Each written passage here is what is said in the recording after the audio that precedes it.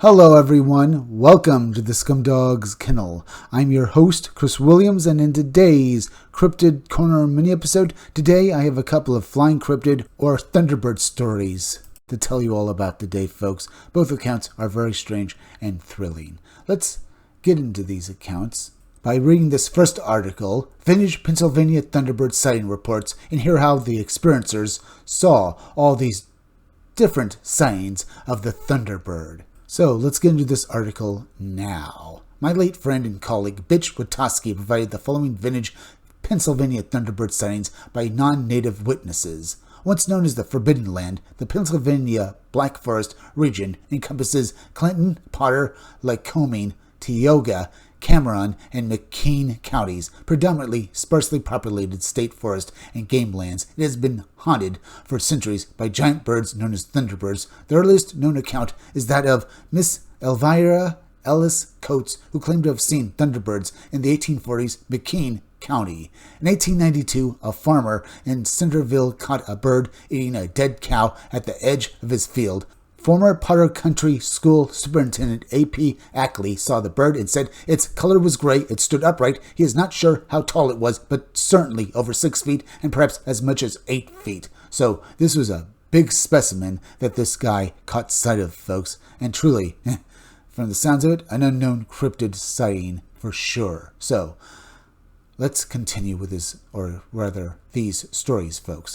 Our next story took place near Codersport in 1940. A huge bird was spotted between 6 and 8 feet tall, like a very large vulture. Its wings spread was equal to the width of the road. In August 1945, the school bus left Helen Irway off by Old Bull 2 miles from home because the dirt road had been oiled. After walking near a stretch of pines along the road, she saw a large shadow on the ground. Overhead was a very large bird. She feared being carried off, so she ran until a neighbor stopped and drove her home. It was not an eagle. The wings were straight out. It made a high-pitched noise. The shadow on the road was about 30 feet, she said, recalling the incident. So, it sounds like she encountered one truly terrifying creature, folks. Something that she said she feared could, drag her off into the air. Now, if such cryptids do exist, folks, why? Why aren't they basically been proven to exist? Now, the South American condor can basically carry off small children, but from the sounds of this particular cryptid, it sounds large enough to drag off a full-grown adult human, folks. So, as I said, why hasn't anyone ever been able to prove that these creatures exist? Because certainly they don't seem to be picky eaters here, because, a human would basically be as good as basically a large cow or any other large mammal, I would think. So, why have they not been proven to exist? I'm just saying that they don't exist, folks. I think there's a good possibility that they do. So, we'll wonder about this question as we read through the rest of this article and then move on to the next, flying cryptid account.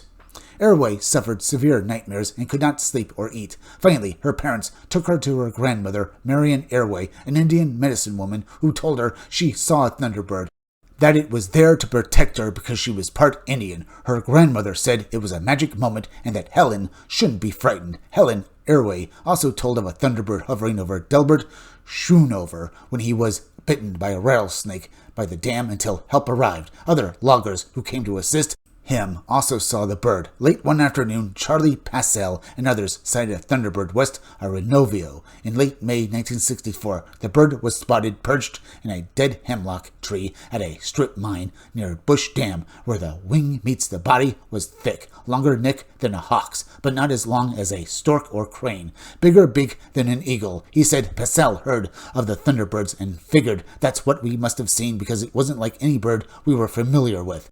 Definitely no eagle. Larger than a buzzard. Real large. So, this is what these people saw, folks, and it seems to have really affected them. Is it possible that this Thunderbird is actually a real living species, folks? Or was it like the grandmother said, that it was a spiritual entity there maybe to assist Helen Irway because, as her grandmother said, she was part Indian? If so, folks, very, very intriguing. Now, let's move on to the next article, folks. Unknown huge winged creature observed in Shiatodale, Ohio. It looks like yet another encounter with a Thunderbird, folks, but then again, it could also be a Mothman account, or maybe even just some other kind of flying cryptid, like say a pterosaur. Either way, folks, Let's read this experiencer's account now and hear exactly what they saw. So let's read this brief blurb from it first. They first thought it could have been some type of UFO or flying saucer, but after they thought about it, they came to the impression that it had been an organic object or flying creature that had been completely gliding with no wing motion. Certainly sounds like it basically is going to be an interesting tale, folks, and it is also reminiscent of other stories I've heard about before. Either way, let's read this article first, and then we can theorize exactly what this was, as well as what was seen in the previous accounts.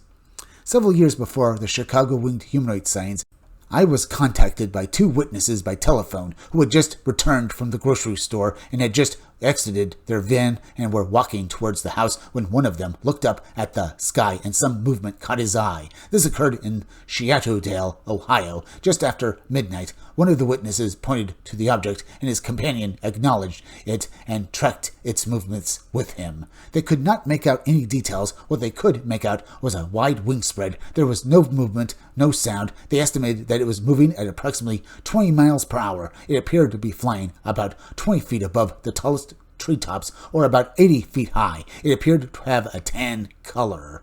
It does sort of sound like a bird here, folks. Why? Because I've seen a lot of tan birds, so maybe that's what it could have been, folks. But it could, as I've said before, be maybe some sort of pterosaur sighting, because a lot of the time scientists will color their models of pterosaurs tan or maybe a light green like this, folks. So I'm kind of thinking maybe this could have led to them maybe, considering that this cryptid that they were looking at was some sort of cryptid, perhaps, because it was colored like the way, scientists color pterosaurs or even birds, perhaps. But that's just, as I said, my thinking about this. Let's continue with this article, and then we can theorize exactly what this cryptid, as well as the other cryptids in the original account we read through, are. They followed it over their house across the road, and then it disappeared in the darkness, going in a northeast direction. The bulk of the wingspan was at least 15 feet wide and possibly much wider given the rough estimate of the height. It appeared that they were only seeing the very bottom of the wing, and there may have been areas on the object that were not visible in the darkness. After it was gone, they first thought it could have been some type of UFO or flying saucer, but after they thought about it, they came to the impression that it had been an organic object or a flying creature that had been completely gliding with no wing motion. So indeed, they saw something that was gliding, folks, and like with other accounts we've talked about before with basically Thunderbirds or even, other flying cryptids, sometimes these cryptids don't flap their wings, almost as if they're jet propelled or basically literally just not just gliding under the winds, but somehow just actually flying with no propellers or anything, basically pushing the wind past their wings. So that's a very telling thing here, folks. Was this actually some sort of organic creature? They thought so, folks, but considering that they didn't see it flapping its wings, and considering all of the accounts we've read through of various cryptid sightings of flying humanoids or other types of flying cryptids not flapping their wings, it makes me think that this entity or entities are somehow able to fly just because they're just literally either constructed like that. Maybe there's some sort of robots and we don't see what's actually propelling them through the air. Maybe there's some sort of robotic drones, or maybe there's some sort of spiritual beings. Remember the story with Helen Irwin?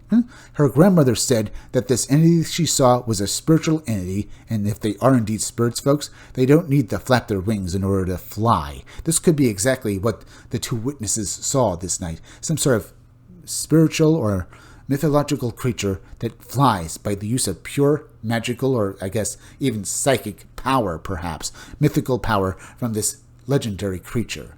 But then again, folks, that's just me spitballing ideas because I have no actual idea what is allowing these creatures to fly. Because if they're not flapping their wings and they don't follow scientific laws as we understand them, then there's something else entirely. Maybe there's some sort of UFOs that can fly because they're basically been, built that way, or maybe they indeed are some sort of cryptid or life form that's completely different from anything we know. Either way, we're at the end, so please go subscribe to my YouTube channel, Read Comics They're Bad For You. You can use the YouTube link down below in the descriptions or the chat to go subscribe to me. Hit that like button for me. Make sure you're still subscribed. Leave some comments down below. Hit that bell for notifications. Hit the part of the bell that will give you all future notifications, and please share this video out. I'm Chris Williams from the Scumdogs Kennel. Thank you all for joining me. I'll be back again tomorrow with another great video, so be sure to come back again then. Till next time, folks, I'll see you all again soon.